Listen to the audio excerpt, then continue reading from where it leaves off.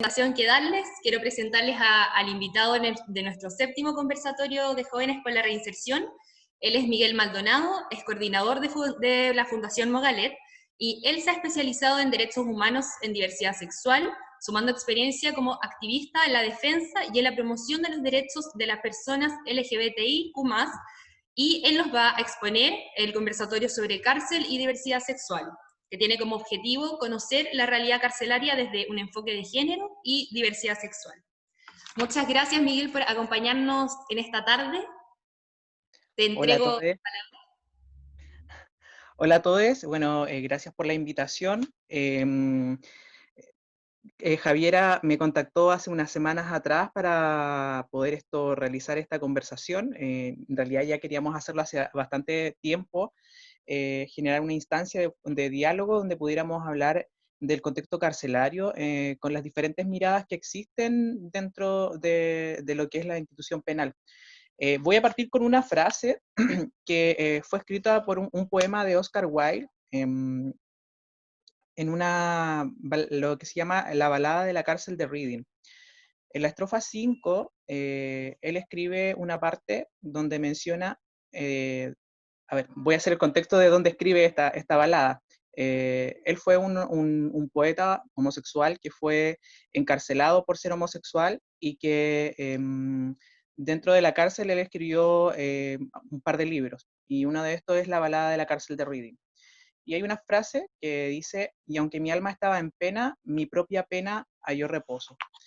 Eh, bueno, me voy a presentar un poquito. Soy Miguel Maldonado, 35 años, soy del área de la administración. En el año 2011 conformamos aquí en Puerto Montt una organización, Mogalet es una organización de diversidad sexual, significa movimiento organizado de gays, lesbianas, trans y heterosexuales. Desde allí comenzamos a realizar diferentes tipos de incidencia dentro de la localidad de Puerto Montt. Eventualmente nos expandimos hacia Osorno y Chiloé. Actualmente tenemos presencia regional. Eh, Surgimos como una organización que en su momento queríamos levantar demandas de la diversidad sexual, pensando en un contexto año 2011, donde en el territorio sur austral no existían organizaciones de diversidad sexual, muchas organizaciones de diversidad sexual, existían un par, dos o tres, pero en el año 2011 se dio como una dinámica donde surgieron varios movimientos a lo largo del país. Y bueno, ahí justamente aparecimos nosotros con esta idea de comenzar a levantar demandas, en realidad visibilizarnos. Comenzamos a percatarnos que existían ciertas realidades que no estaban siendo logradas abordar y que la institucionalidad de alguna forma no resolvía estas necesidades.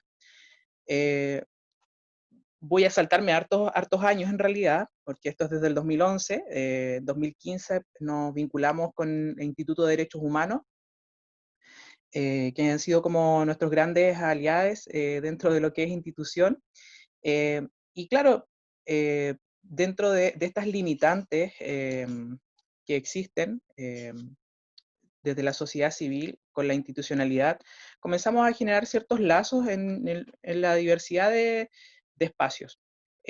Creo que dentro de la historia del movimiento LGBT existen ciertas características puntuales que se van desarrollando justamente en esta lógica de lograr levantar diferentes demandas. Muy ochentero y noventero era el movimiento de liberación, que buscaba justamente que nosotros lográramos tener un lugar en la sociedad, pensando en que en los años 80 la diversidad sexual no solamente estaba penalizada, sino que también estaba patologizada, por lo cual no éramos considerados como iguales dentro de la sociedad. En 2020 esa realidad ha cambiado bastante. Eh, Ahí en el año 90 es cuando la Organización Mundial de la Salud despatologiza la homosexualidad, y en el año 99 es cuando se despenaliza en Chile el delito de sodomía. Dejamos de ser considerados de alguna forma criminales ante la sociedad por vivir nuestra orientación sexual. Y bueno, año 99 es justamente el año en donde yo salgo del closet. Ese es como mi hito personal dentro de un hito nacional. Pero bueno, no es hasta en el 2016-2017 donde nosotros comenzamos a vincularnos en el contexto carcelario. Dentro de todo este aparataje institucional donde existen normas, donde existen códigos, donde existe una cultura distinta a la que uno habitualmente se desenvuelve, significaba justamente un desafío comenzar a conversar dentro de los espacios de justicia de diversidad sexual dentro de lo penal. Pero bueno, como nosotros traemos ya una historia que viene de años de criminalización, recordemos que en el mundo todavía existen 70 países donde el ser homosexual sigue siendo penalizado y en 7 de estos países se castiga con la pena de muerte. Entonces, es una realidad que si bien hoy nosotros podemos tener la posibilidad de desenvolvernos en diferentes espacios de la sociedad, nuestra historia no sigue, no podemos dejar de lado nuestra historia. Es parte de la memoria que debiéramos tener la colectividad LGBT, de recordar que nuestras identidades eran castigadas con la cárcel. Bueno, y desde allí, en 2016 y 2017, nos comenzamos a vincular justamente con el espacio penal, en donde justamente el espacio penal de la cárcel de Alto Bonito de Puerto Montt estaba pensando en cómo mejorar de alguna forma el trabajo de gendarmería en este contexto, viendo justamente que la diversidad sexual tiene requerimientos específicos dentro de una población general. Y ahora, es algo que nosotros veníamos realizando dentro de lo que es sociedad civil, pero en el contexto carcelario se nos cambia un poco el panorama, pero no deja de ser muy distinto. Comenzamos a conversar justamente con Gendarmería sobre el trato a la población LGBT. Eso nos permitió irnos dando cuenta de que la institucionalidad es algo que uno muchas veces lo lleva a lo teórico, lo lleva como a la discusión, pero dentro de toda la homofobia que puede estar institucionalizada, aquí nosotros comenzábamos a palparla, comenzábamos a verla dentro de la conversación cotidiana. La institucionalización de la homofobia no es algo que parta en los años 80, los años 90 y que se haya mantenido hasta la actualidad, sino que es algo que se fue construyendo dentro del tejido social y que finalmente se diversifica en los diferentes espacios de la sociedad. Algunos mencionan que esta institucionalización de la homofobia, o lesbofobia y transfobia, como para cortar un poco en realidad la sigla, voy a hablar de homofobia como generalizando, aunque me pueden criticar por eso, pero no importa, solamente como para hacerlo más simple. Comienza a darse justamente en el periodo de la Inquisición, en donde comienzan a surgir los primeros documentos que de alguna forma persiguen a las identidades que no son heterosexuales o que no responden a este modelo heterosexista colonial que se viene a instalar dentro de Latinoamérica. Y en Europa, en realidad, en todos los lugares donde la Inquisición hizo lo suyo. Y ahí comienzan a surgir ciertos documentos donde comienzan a dar las características de castigo o de condena por ser homosexual. Otros teóricos o historiadores mencionan de que esta institucionalización partió desde la misma ignorancia de la cultura, que de alguna forma buscaba quitarle el poder a algunos gobernantes que tenían relaciones homosexuales o que tenían vínculos con otras personas de su mismo sexo o género.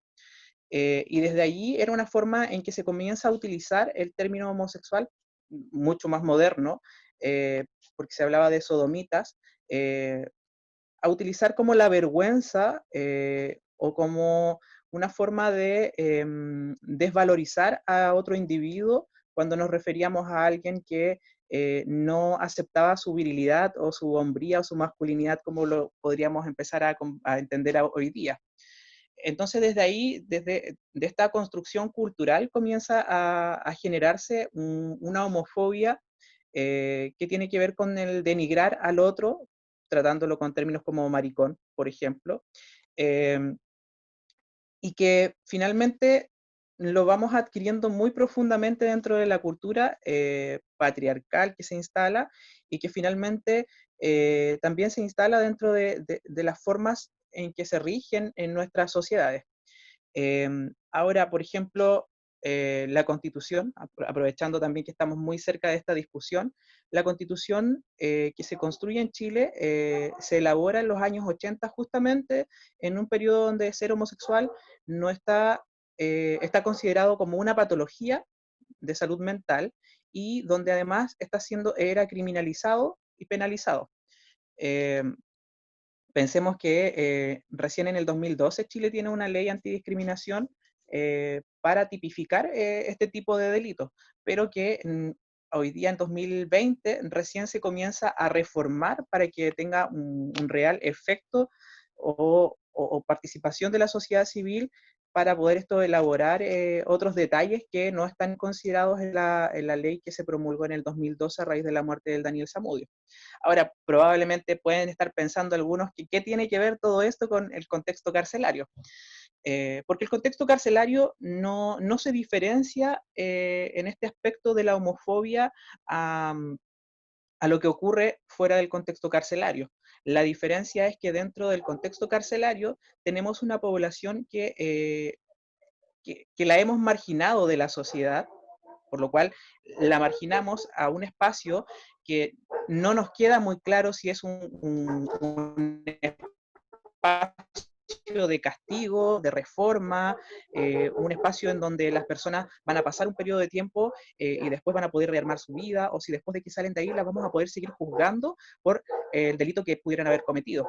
Y como que pensamos y que a mí me genera mucho ruido dentro de este contexto donde hablamos de que Chile despertó, que se hace mucho hincapié a que aquella persona que sale de la cárcel de alguna forma no le podemos o no tiene la posibilidad de tener que vivir una vida tranquila después de cumplir la condena que se le asignó. Ahora, dentro de la gama de delitos existe muchos tipos de delitos y muchos tipos de sentencias. Eh, pero pareciera ser que la posibilidad de reinserción es bastante limitada. Y el contexto carcelario aquí es justamente donde empezamos a hablar de las interseccionalidades o los puntos que se entrecruzan y que finalmente van generando una doble vulneración o una triple vulneración.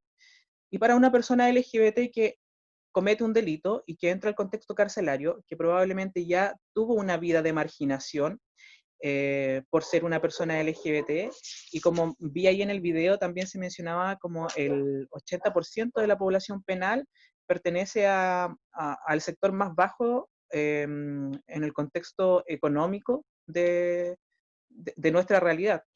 Entonces, no solamente se encarcela por la pobreza y también además por una discriminación latente del ser LGBT, sino que además vamos a sumarle a esta interseccionalidad el contexto carcelario. Eh, entonces, finalmente vamos construyendo un espacio penal que puede ir tipificando muchas veces más esta marginación o esta exclusión y que dentro de este trabajo con Gendarmería, cuando comenzamos a pensar en un módulo que pudiera a lo mejor resguardar a la población LGBT, entendiendo que el contexto penal también tiene códigos, tiene formas de castigo o formas de marcar territorio, formas de generar jerarquías, voy a hablar como de jerarquías, eh, se hace mucho más, ¿cuál puede ser la palabra? Se agudiza mucho más este sexismo que en nuestra sociedad ya está instalado. Se institucionaliza este sexismo. Hace unos días atrás, conversando con el Instituto de Derechos Humanos, también le hacía la consulta de cuántas de las detenciones que se realizaron en el último periodo y que ellos han llevado a sentencia mencionan dentro de sus relatos un insulto homofóbico. Y me mencionaron que efectivamente habían varias detenciones que remarcaban justamente el insulto como la homofobia como un insulto. Y eso nos va dejando en evidencia de que la institucionalidad no ha logrado erradicar, y bueno, en realidad nuestra cultura, nuestra sociedad, nuestra nación no ha logrado erradicar estas formas de discriminación que se van solapando, que van quedando debajo de la mesa y que no las erradicamos. Eh, Cuando una persona es detenida, un hombre, y es tratado de maricón o de homosexual, finalmente nos damos cuenta de que lo- los funcionarios públicos o los agentes del Estado siguen siguen teniendo incorporado este insulto como una forma de vejación. Entonces, cuando nos insertamos al espacio penal, eh, y comenzamos a ver que existe un sexismo donde de alguna forma ocurren dinámicas para ejercer poder sobre los otros y sobre las otras, no solamente existe este contexto de marginación, sino que también está la práctica del abuso sexual como una forma de demostrar que yo tengo más poder sobre ti o que de alguna forma tú vas a tener que responder a mi demanda porque represento este contexto dominante dentro del espacio penal. Eh, y ahí es donde hay un libro que se llama Fuego Queer, que habla acerca del contexto carcelario y de cómo la brigada George Jackson se introdujo dentro de lo penal porque comenzaron a vivir dentro del espacio penal al ser privados de libertad y cómo dentro de este espacio penal ellos veían este sexismo que se volvía a replicar y que castigaba de alguna forma a lo que se consideraba débil. Y es ahí justamente donde nosotros comenzamos a generar como este vínculo con el espacio penal para que el módulo 89 fuera tomando forma. Eh, Hemos tenido periodos en los que hemos podido estar mucho más fuertemente vinculados, otros periodos en que hemos perdido conexión con el módulo 89 y que justamente tiene que ver con estos cambios administrativos del espacio penal. Nosotros quisiéramos de alguna forma a lo mejor tener mayores posibilidades de acceso con una población que, como lo decía anteriormente, está bastante marginada y que no solamente marginada por todo lo anterior, sino que al ser de otros sectores o de otros territorios no reciben visitas. Y ahí justamente comenzamos a hacer como esta autocrítica dentro de la organización de que si nosotros hablamos de que nadie está olvidado y que nadie está olvidada, pero finalmente no nos hacemos cargo o no nos vinculamos con el espacio penal, en donde también tenemos pares LGBT que están triplemente marginados, no nos estamos haciendo cargo en realidad de todas estas realidades e identidades que existen dentro de nuestra población o comunidad. Y que ahí, bueno, justamente es como este pensar, el espacio penal es un espacio de castigo, es un espacio de reforma, es un espacio que debiera tener o no oportunidades y que me da la impresión de que en el contexto actual, cuando hablamos de la reforma de la Constitución, ni siquiera se ha incorporado a la discusión el contexto carcelario como una institución y cuál forma debiera tener dentro del espacio, dentro de lo que es la Constitución. Em, Creo que hay países que nos dan el ejemplo de espacios penales en donde se han transformado fuera de un espacio de castigo a un espacio de reforma, en donde el Ministerio de Educación se ha hecho cargo justamente para poder romper estas brechas que podemos ir encontrando dentro del espacio penal. Yo no sé cuántos minutos tengo, creo que llevo más de 20 o quizás más de 15, pues yo puedo seguir hablando. Pero como no tengo el reloj de aquí, estaba haciendo la pregunta. Sí, Eh, ya, unos 5 minutos más. ya, ok. Sí. Em, entonces, efectivamente, allí es donde nosotros nos comenzamos a vincular y a ver qué necesidades existen. Y claramente, tanto para quienes estamos fuera como para quienes están dentro, existe un cruce cultural. Es como que dentro del espacio penal existe una subcultura a la cual nosotros no estamos habituados, y nos significó también comenzar a entender las lógicas o los códigos que existen dentro del diálogo. Em, y también lograr conseguir la confianza de quienes están en el espacio penal. Recuerdo ahí muy puntualmente mi primer encuentro con dos personas, que fue súper complejo porque no existía un espacio para que nos pudiéramos reunir. El espacio que de alguna forma se nos asignó era de otro grupo de la población penal, por lo cual estuvimos 2 minutos en ese espacio y nos dijeron que teníamos que abandonar ese lugar porque lo iban a ocupar a quienes les correspondían. Entonces, nosotros comenzamos como de alguna forma a grabar estas pequeñas formas de marginación que se van repitiendo dentro de lo carcelario. Eh, Ahí, bueno, no sé si fue un error o no, eh, pero también no nos fue muy complejo también entender que dentro de este módulo que está aparte, que está bastante lejos, no estaba incorporado, por ejemplo, dentro de la posibilidad de mezclarse con la población general para poder acceder a ciertos trabajos que se realizan para quienes generan conducta eh, para poder realizar algo más que sea estar encerrado en 4 paredes. Em, lo que sí, bueno, nos llamó la atención es que pensamos que iba a ser mucho más complejo el respeto del nombre social con la población trans, que generalmente eso es como una dificultad en todos los espacios, porque al no entender la identidad de género, la gente tiende a no respetar esa identidad de género y a tratar por el nombre registral. Pero aquí la diferencia es que en el espacio penal, al existir esta cultura donde todos de alguna forma se tratan como con apodos, eh, las personas trans sí eran reconocidas como con su nombre social, algunas con apodos, eh, pero claro, pensamos que eso iba a ser un poco más complejo.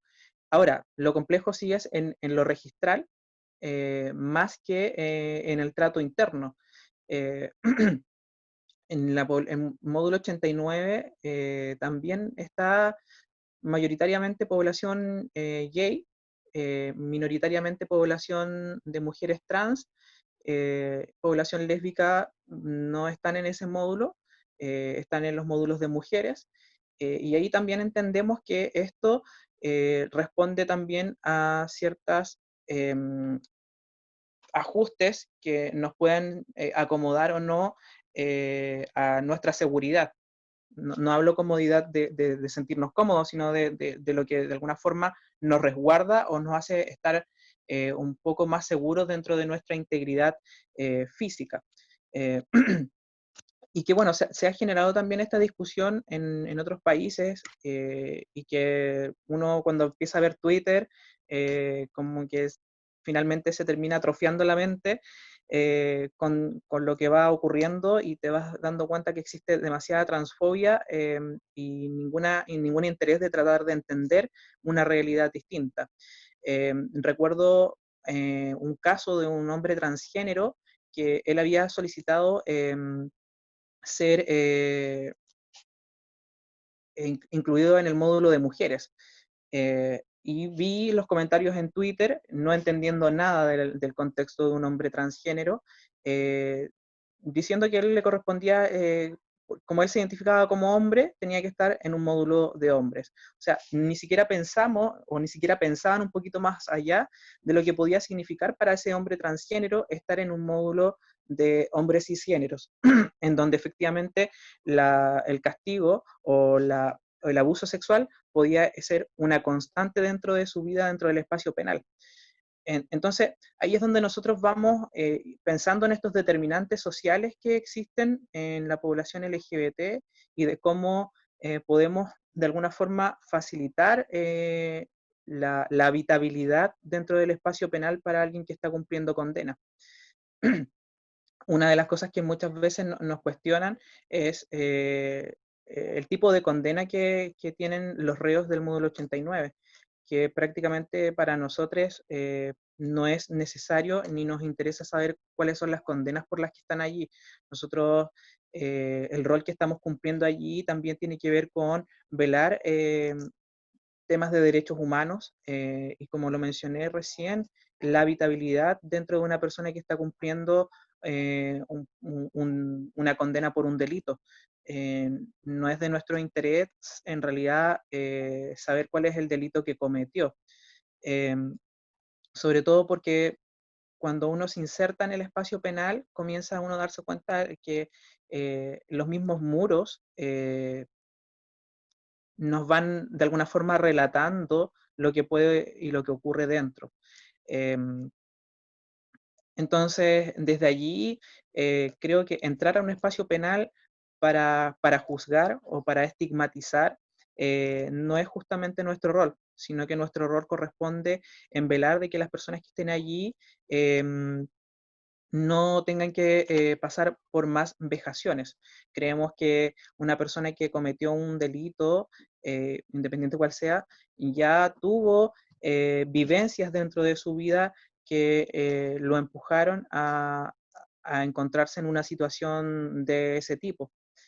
Eh, Ahora, sí podríamos relativizarlo, hay caso a caso, etcétera, etcétera, pero creo que el contexto del cual estamos hablando, nosotros nos hacemos cargo justamente de velar por nuestros pares LGBT. Y desde allí es donde nosotros ponemos esta atención, más allá de, como decía, del delito que hayan cometido. Creemos que hay necesidades básicas que tienen que ser cubiertas, em, sobre todo por población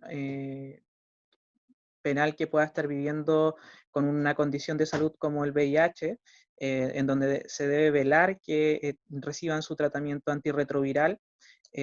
Son contextos bastante importantes que nosotros tenemos que considerar cuando estamos vinculándonos en una realidad que pasa a ser distinta a quien de alguna forma puede movilizarse dentro de la sociedad civil. Pero sí a mí me genera bastante ruido de que la población penal, el hecho de que pierda su calidad de libertad, que es el único derecho humano que pierde al ser condenado, no tenga la posibilidad de vincularse a otros espacios. Y creo que ahí Fundación Calén también cumple un rol bastante importante en lo que es la reinserción. Nosotros por el momento no hemos podido apuntar hacia allá. Eh, Sentimos que dentro de la región existen muchas precariedades hacia la población LGBT y si bien hemos ido logrando estos hitos y logros dentro de los espacios institucionales, siempre ocurre alguna contingencia que nos cambia el panorama y tenemos que comenzar como a rearmar o dirigirnos hacia otro, o resolver de alguna forma otra necesidad que puede ir surgiendo. Pero sí el espacio penal de alguna forma está en la mira constante. Hace unos meses atrás hubo una denuncia dentro del módulo 89, eh, que la verdad la recibimos desde otro lugar, donde se denunciaban varios asuntos y bueno, Instituto de Derechos Humanos, nosotros nos vinculamos, llamamos inmediatamente apenas recibimos la información. Contexto COVID, no tampoco era tan sencillo poder ingresar para poder hacer un monitoreo respecto a esa situación, lo cual también se llevó a un recurso de amparo que se resolvió bastante rápido y, y bueno, creo que justamente estas redes que se van entretejiendo nos permiten estar ahí sin estar físicamente o en lo constante, sobre todo por lo complejo que es tener la providencia para poder ingresar. Eso, creo que hay preguntas. Sí. Muchas gracias, Miguel, por tu interesante y también muy necesaria exposición. Tenemos algunas preguntas que nos han hecho llegar los participantes y las participantes. En primer lugar, tenemos una pregunta de Ignacia Mena, que pregunta, ¿qué diferencias han visto entre el trato a personas homosexuales, hombres y mujeres? Ya, sí, existen tratos distintos. Nosotros, mira, y esto es un error nuestro, que también nosotros vamos aprendiendo a medida que nos vamos vamos insertando en los diferentes lugares. Nosotros partimos justamente con Gendarmería, bueno, no específicamente con Gendarmería, sino con quienes estaban construyendo este módulo 89 para poder de alguna forma incorporar a la población LGBT en un espacio mucho más seguro, que creo y que está catalogado como uno de los espacios más tranquilos del complejo penal. Y claro, cuando nosotros ingresamos, vinculándonos al módulo 89, solamente encontramos hombres homosexuales y mujeres transgénero. Eh, y no nos preguntamos en realidad en ese momento dónde estaba la población lésbica o la población de transmasculinos, eh, porque entendíamos que este módulo 89 también pasa a ser una solicitud de alguien que esté en otro módulo que se reconoce como LGBT, que de alguna forma puede a lo mejor sentir riesgo sobre su seguridad y que este espacio penal le va a entregar de alguna forma esta seguridad. Eh, y ahí son trasladados a este módulo 89. Pero claro, eventualmente nos empezamos a dar cuenta que las mujeres no están allí. Y no fue hasta una denuncia hace unos meses atrás que nos llegó también por otro lado, siempre nos llega esta información por otro lado, eh, y que por eso son importantes las redes, en donde no recuerdo el número del módulo, porque ahí es mi cabeza empieza como a desordenarse porque es un laberinto dentro del espacio penal, eh, donde había una denuncia por una situación lesbofóbica a unas mujeres lesbianas. Y ahí, hasta ese momento, nos empezamos a dar cuenta de que efectivamente la población lésbica probablemente para ellas no sea el espacio más seguro, el módulo 89, entendiendo de que ellas se sienten más seguras en un espacio con pares, con otras mujeres. Entonces allí comenzamos a solicitar información, pero no hemos logrado llegar al módulo 89. Sí, de alguna forma nosotros estamos vinculados con otra organización lésbica y consideramos que por un contexto de realidades, de pares y de entendimiento de necesidades, quizás hombres gays o mujeres trans no era quienes debiéramos hacer ese vínculo. Así que comenzamos a hacer solicitudes para que las compañeras pudieran ingresar. Y bueno, vino el contexto COVID y todo se fue para atrás, así que no pudimos realizar ese nexo. Pero sí entendemos que existen similitudes y diferencias. Las similitudes es que en un espacio donde está institucionalizada la homofobia, la lesbofobia y la transfobia, siempre va a existir de alguna forma una situación de marginación por no ser heterosexual o por no ser una persona cisgénero.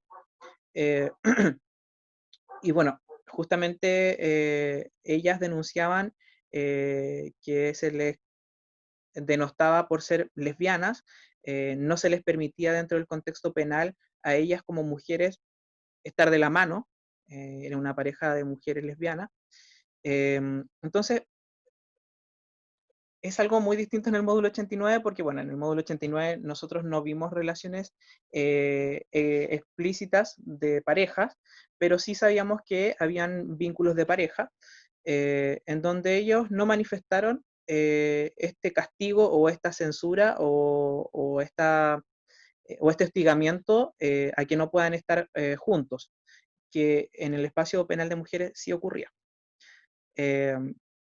Y eso efectivamente es una forma de discriminación a una relación lésbica. A- se- Además, ellas manifestaban de que no se les permitía estar juntas ni mostrar estos afectos porque no estaban casadas. Intentamos que en Chile no existe el matrimonio igualitario, solamente existe el acuerdo de unión civil y, y prácticamente como que se les exigía de que ellas tuvieran acuerdo de unión civil para que pudieran vincularse efectivamente. Entonces, ahí es como una lógica bastante extraña de si puedo o no puedo vincularme con una persona. Y ahora no es muy distinto a una situación que ocurre en los establecimientos educacionales. En los establecimientos educacionales, las relaciones heterosexuales no son censuradas, ni castigadas, ni hostigadas, pero si una relación lésbica hay dos mujeres de la mano, se tiende a mencionar de que no pueden andar de la mano porque está prohibido las relaciones dentro de los colegios, pero efectivamente las otras relaciones que son heterosexuales no reciben de alguna forma esta misma crítica. Entonces ahí entendemos que esta heteronormatividad de alguna forma tiende a juzgar o tiende a castigar o tiende a censurar ciertos vínculos afectivos y que tiene que ver con la forma de la institucionalidad. Muchas gracias, Miguel. Fernanda Soto también tiene una pregunta. También invitamos a quienes tengan más preguntas, pueden escribirlas en el chat o poner que tienen una pregunta para luego darles la palabra. Fernanda. Hola Miguel, bueno, yo quería preguntarte sobre si la población LGTB tiene como discriminación en el acceso a beneficios, como por ejemplo el acceso a la visita íntima, que ya tiene ciertas restricciones para población privada de libertad no LGBT, entonces si es que también existe para los homosexuales y lesbianas, y también, o sea, también un comentario, porque tú recién comentabas que por ejemplo, no, las dos mujeres no podían estar tomadas de la mano, pero igual como que se reconoce, o sea, se conoce que también existe relación entre mujeres en los centros penitenciarios femeninos, no necesariamente en el módulo 89, por ejemplo. Entonces, como, ¿cuál es la diferencia ahí? Y también como una reflexión y una pregunta, que ¿cuál sería la solución entonces para que también la población penal homosexual y lesbiana puedan vivir seguros y cómodos? Porque tú dijiste que viven seguros, pero no cómodos. Sí, o sea, yo creo que igual es súper relativo hablar de seguridad dentro del espacio penal. O sea, cuando hablo de seguridad me refiero a que de alguna forma el módulo 89 genera ciertos resguardos, en el sentido de que los resguardos ya no estás en una población general o un hombre homosexual no va a estar sujeto a lo mejor a un abuso sexual de parte de un hombre heterosexual.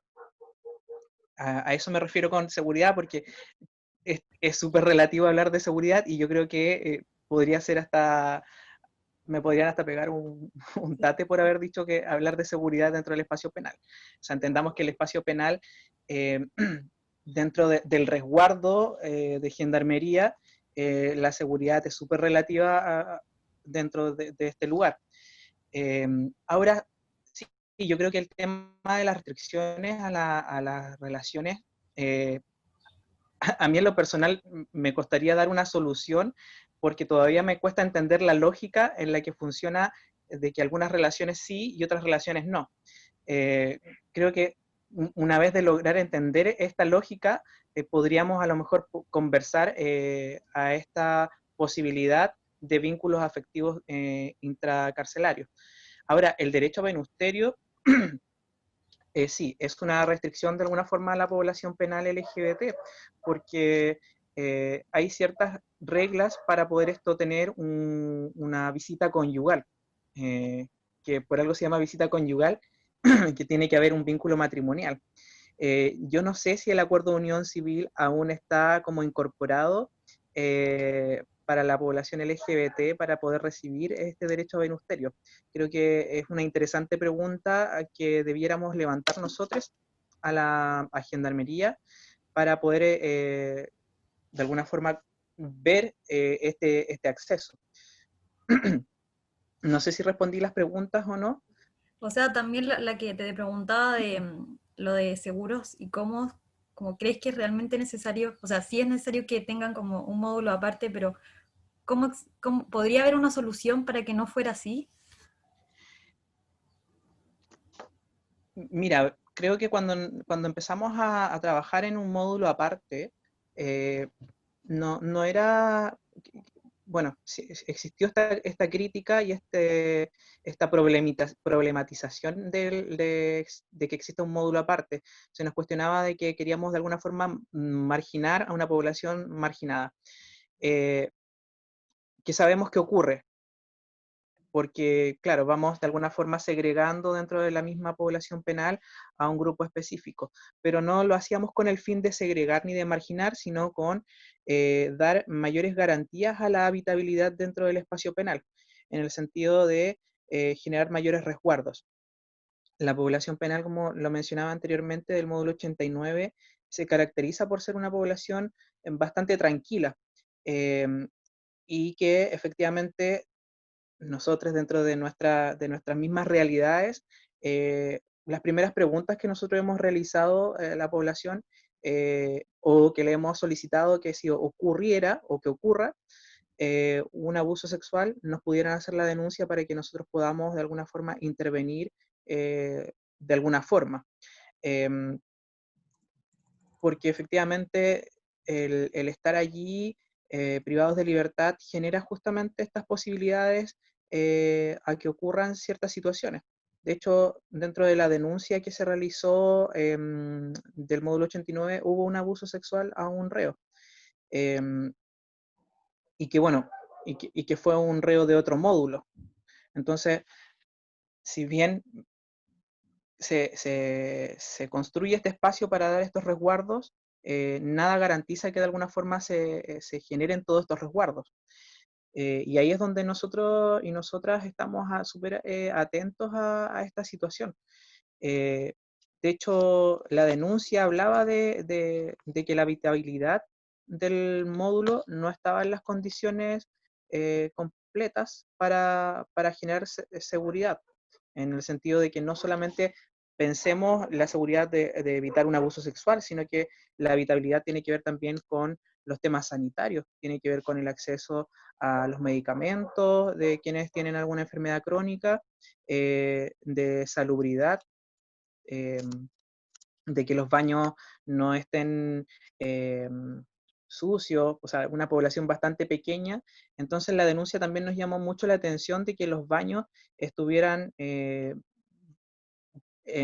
condiciones bien tóxicas, porque las imágenes mostraban una condición bien tóxica. Eh, y nos llamaba bastante la atención esa situación. Entonces, allí es donde el velar por la habitabilidad de un espacio que de por sí está marginado y que es inseguro, eh, hay que estar súper al pendiente de que hayan resguardos mínimos. Y mínimos, digo, dentro de lo que podemos hacer, dentro de lo que está en nuestro alcance. Porque también al ser una cárcel concesionada, existen restricciones para nosotros en el ingreso. O sea, creo que fue una de las primeras situaciones que nos ocurrió donde nosotros llevamos insumos de aseo personal, solicitamos las características y al llegar allá nos dijeron que no los podíamos ingresar porque no cumplían con las normas para ingreso. Entonces, eso también va generando ciertas situaciones de cómo eh, la población que quiere de alguna forma colaborar en el acompañamiento de las personas que están privadas de libertad, van sintiendo estos obstáculos de la misma institucionalidad para poder generar este nexo. Em, y eso tiene que ver justamente con un tema de derechos humanos. O sea, creo que una persona que está privada de libertad no tiene por qué estar privada de insumos básicos de aseo o de visitas. Sí. Isabel Bradway también tiene una pregunta. Sí, bueno, hola Miguel, muchas gracias sobre todo por venir a conversar. Yo creo que un tema que es tan importante y yo creo que pocas personas hacen como el nexo, como homosexualidad en general con mundo carcelario, así que muchas gracias. En honor al tiempo voy a hacer solo una pregunta, Eh, pero en mi experiencia trabajando en cárcel, acá en Santiago, desde Santiago, he tenido la suerte de poder ir a cárcel de hombres y a cárcel de mujeres. Como que siento que el tema se ve y se maneja muy diferente. No sé, la penitenciaría, que es donde yo he podido entrar, igual que en la cárcel de allá, un módulo especial eh, para personas transgénero, homosexuales, etc. Y en la cárcel de mujeres no.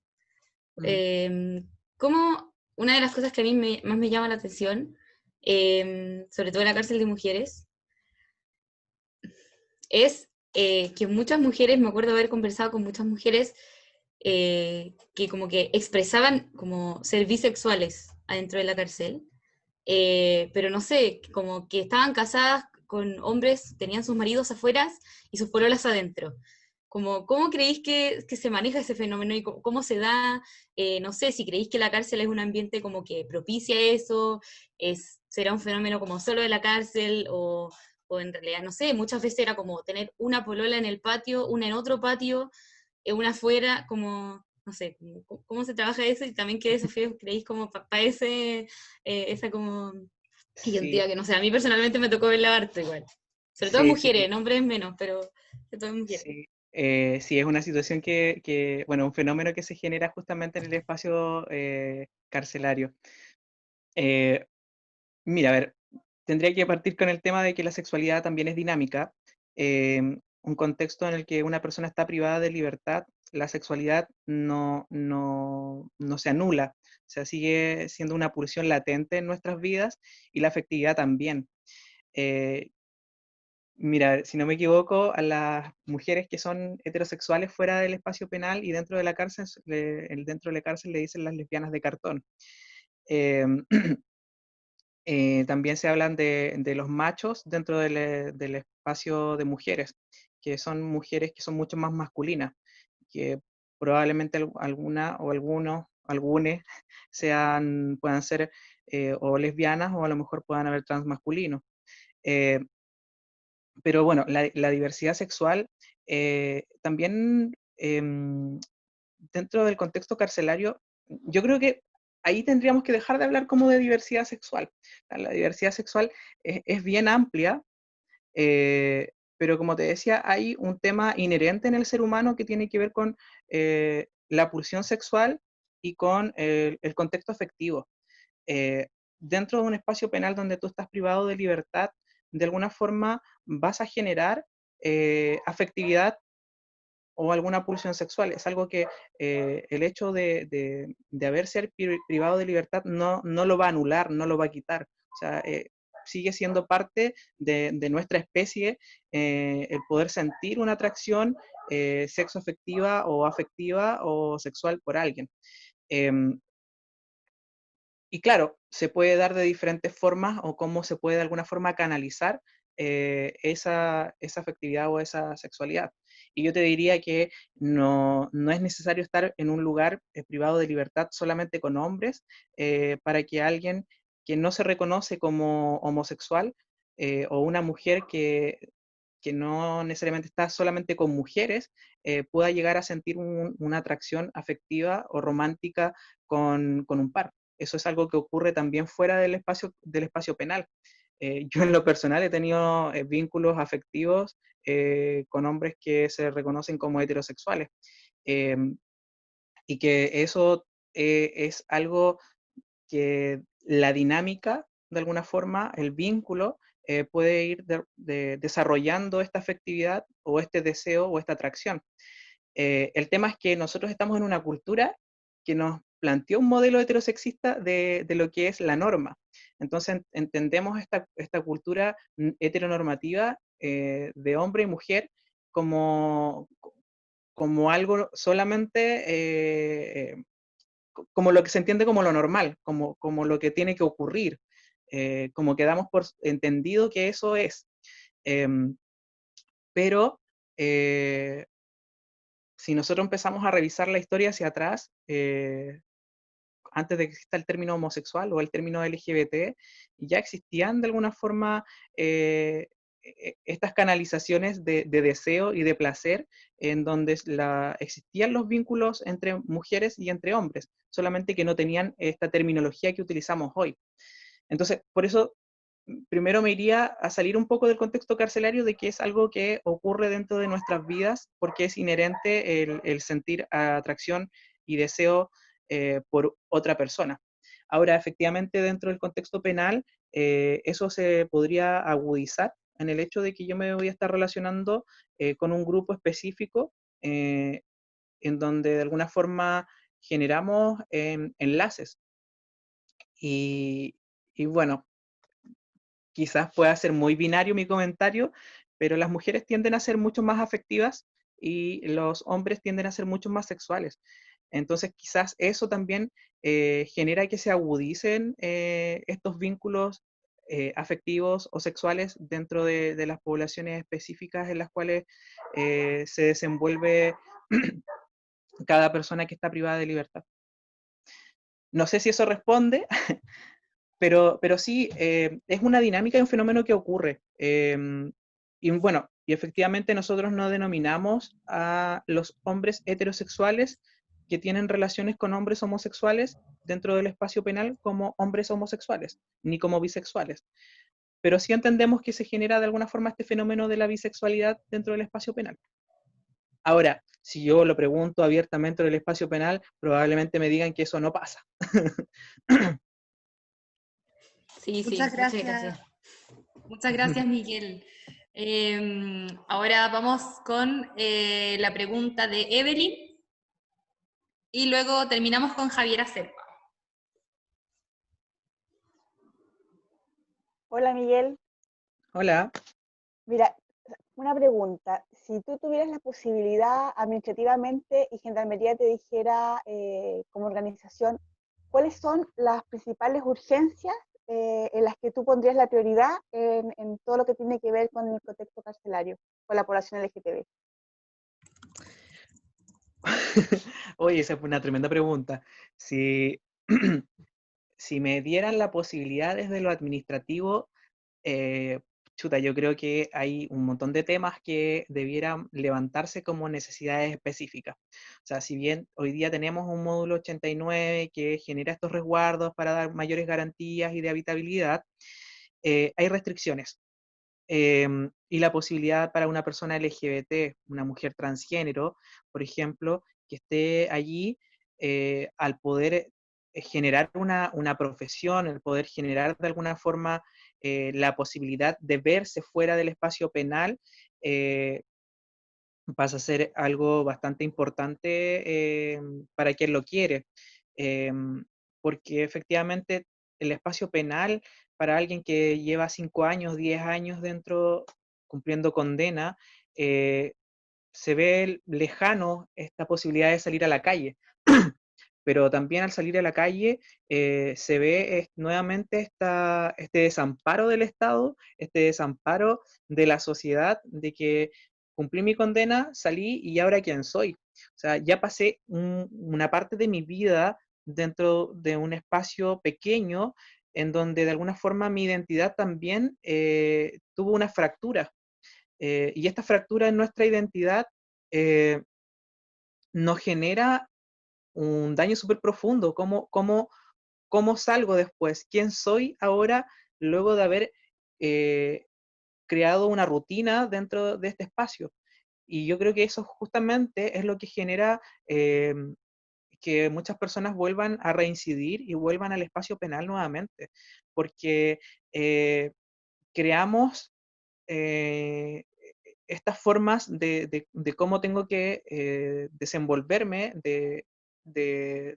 me he construido dentro de esta cantidad de años y hoy día vuelvo afuera y ahí estoy de cero.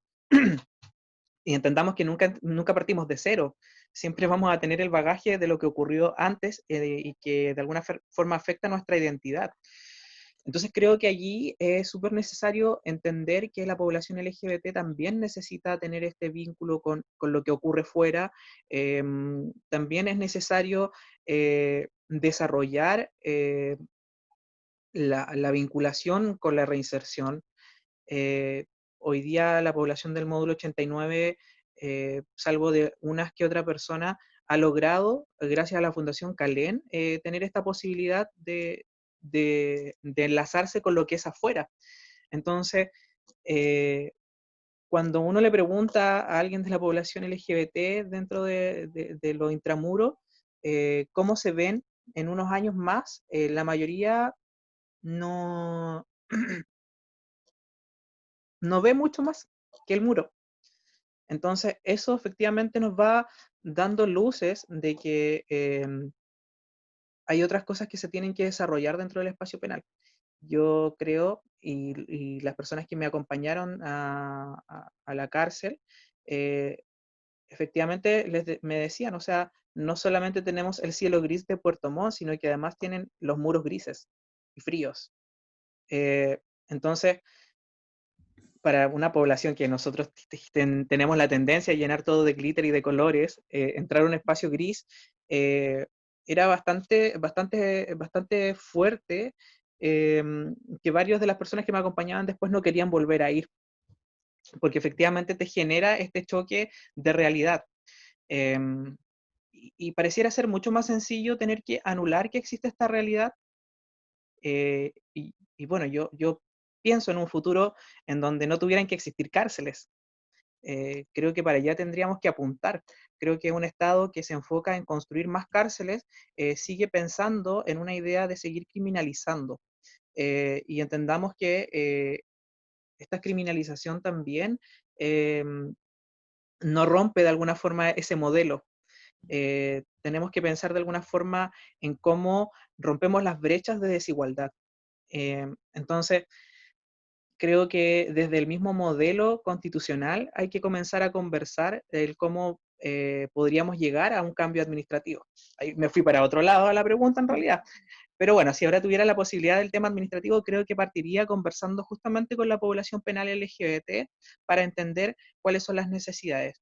Creo que justamente el vínculo afectivo es algo relevante, es algo que es necesario, pero también la educación no solamente académica, sino que también la educación afectiva. Eh, Sobre todo porque la población penal está muy dañada internamente.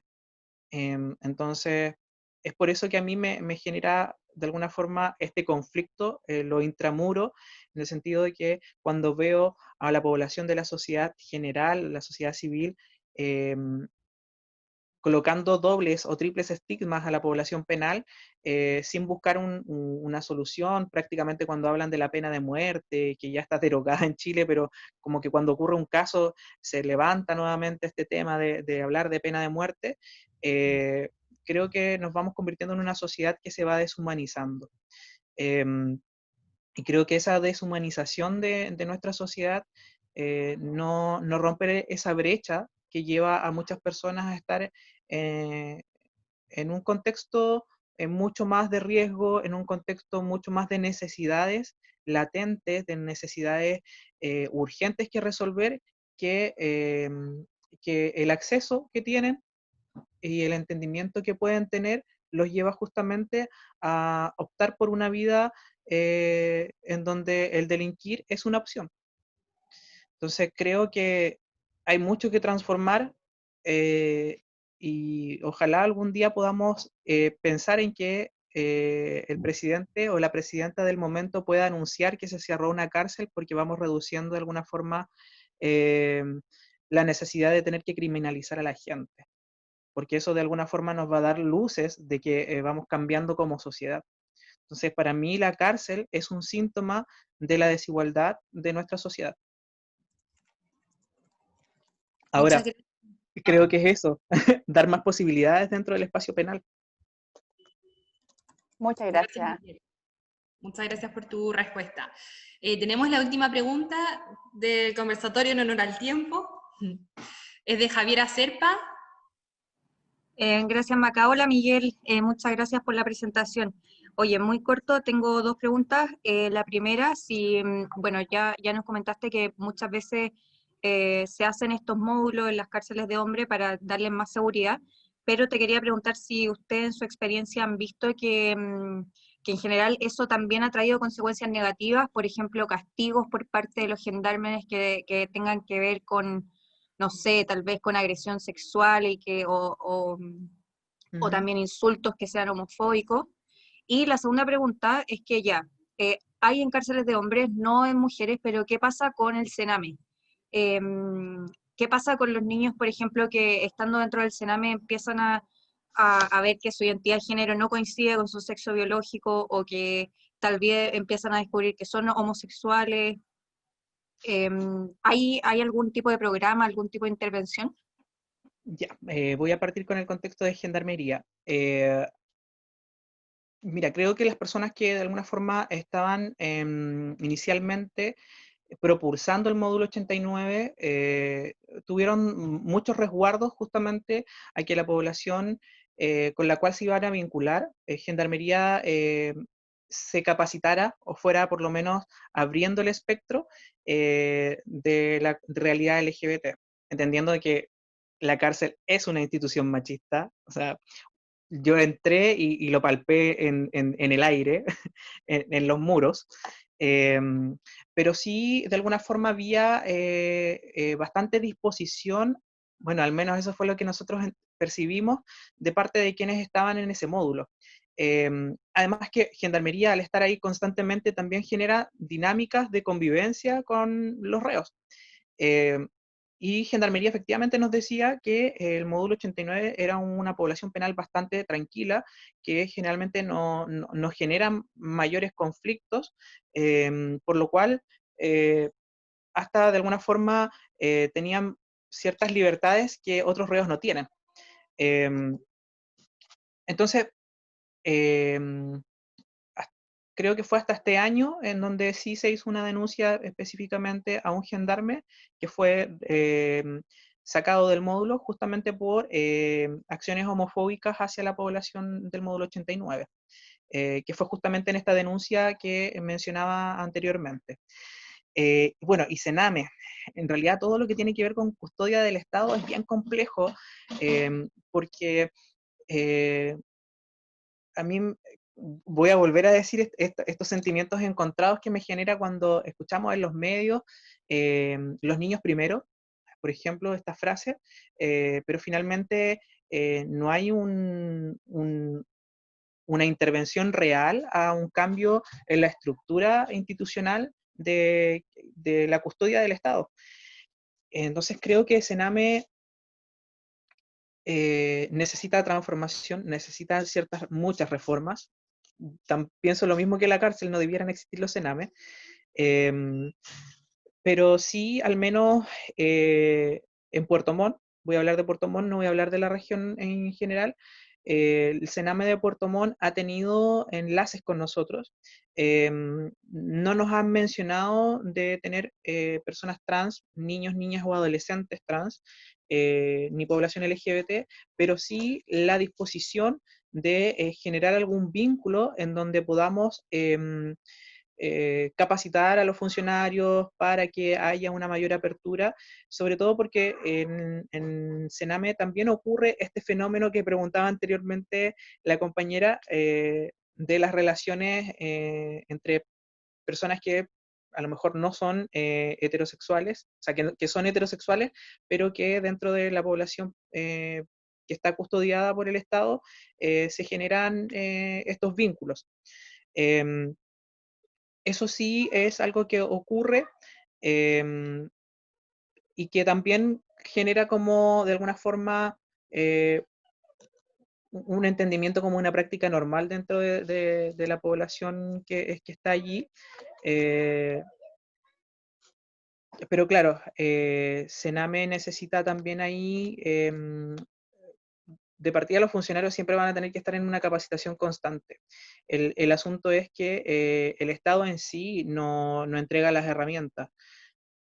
Cuando digo que el Estado no entrega las herramientas y que no se hace cargo, lo digo con mi propia experiencia de que finalmente nosotros como una organización de sociedad civil hemos tenido que estar golpeando puertas y generando de alguna forma las instancias.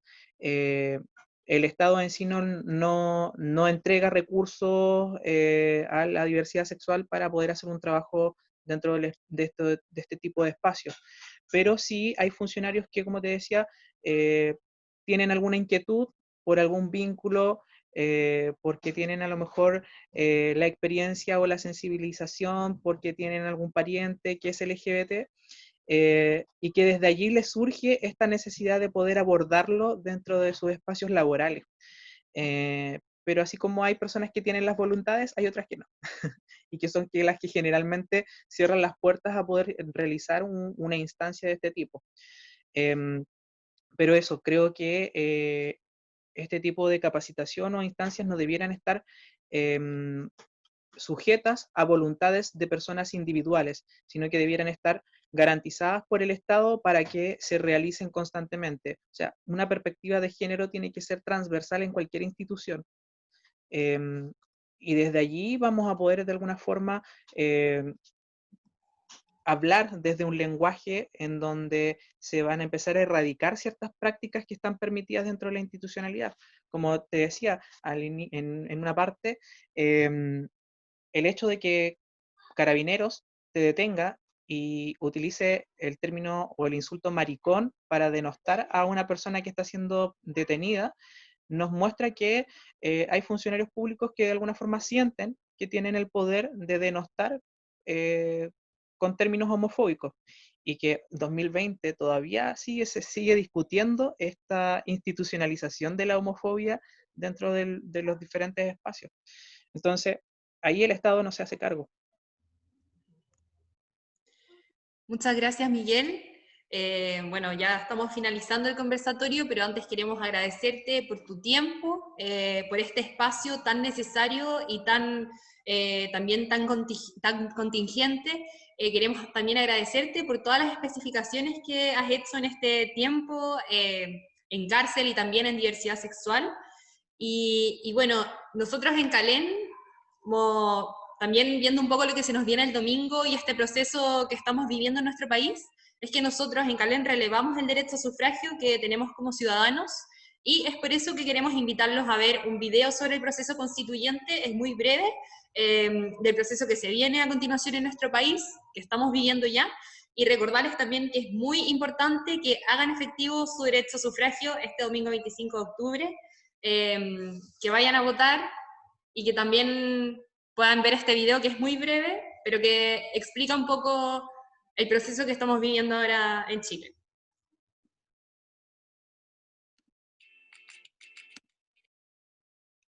En el proceso constituyente del 2020 al 2022, todas las personas tenemos derecho a participar. Aquí te queremos explicar de qué se trata. Un plebiscito. Una votación por la que se decide algo importante para el Estado. Este 25 de octubre decidiremos si queremos o no una nueva constitución. Pero, ¿qué es la constitución? Es la ley de todas las leyes, la más importante. La base de nuestra sociedad es la constitución. Es el texto donde escribimos la sociedad que queremos. ¿Cuáles son las etapas de este proceso constituyente? El plebiscito, la elección de la convención, el trabajo de la convención y el plebiscito de ratificación. En primer lugar, el plebiscito. Este se llevará a cabo el próximo 25 de octubre. ¿Qué se preguntará en el plebiscito? La primera de las preguntas que está en la papeleta es: ¿quiere usted una nueva constitución? En caso de que la respuesta sea que sí quiere una nueva constitución, la respuesta debe ser apruebo. En caso de no querer cambiarla, la respuesta es rechazo. Luego, la segunda pregunta es: ¿qué entidad debiera redactar la nueva constitución? ¿Dónde podrá elegir por convención mixta constitucional o convención constitucional? Lo explicaremos más adelante. Si gana apruebo, se pasa a la segunda etapa, que es la elección de la convención. Para ello, hay dos tipos de convenciones, la mixta y la constitucional. La mixta está conformada 50% por parlamentarios y el otro 50% por personas electas por la ciudadanía. Mientras, la convención constitucional está conformada en su 100% por personas electas por la ciudadanía, donde la mitad serán mujeres y la otra mitad serán hombres.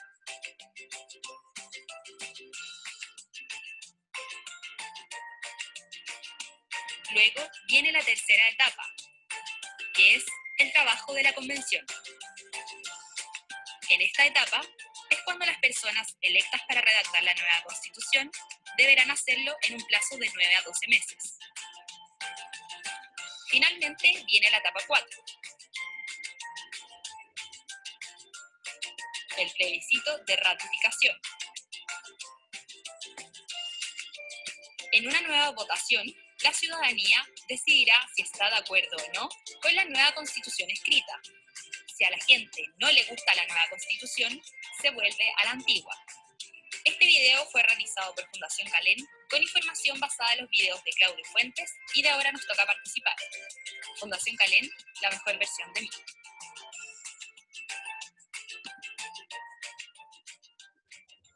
Bueno, antes de finalizar, los y las invitamos a prender sus cámaras para poder sacarnos una foto para tener de registro de este gran conversatorio. Y también invitarlos al próximo 5 de noviembre, vamos a tener nuestro 8º conversatorio de jóvenes por la reinserción, donde hablaremos de cárcel, infancia y adolescencia, para que puedan anotarlos en sus agendas. También invitarlos a que sigan el Instagram de Calén, @Fundación Calén, donde estaremos subiendo también más novedades que se vienen de manera conjunta. ¿Estamos, Javi, para la foto? Sí, ya. Pónganse para la foto. 1, 2, 3.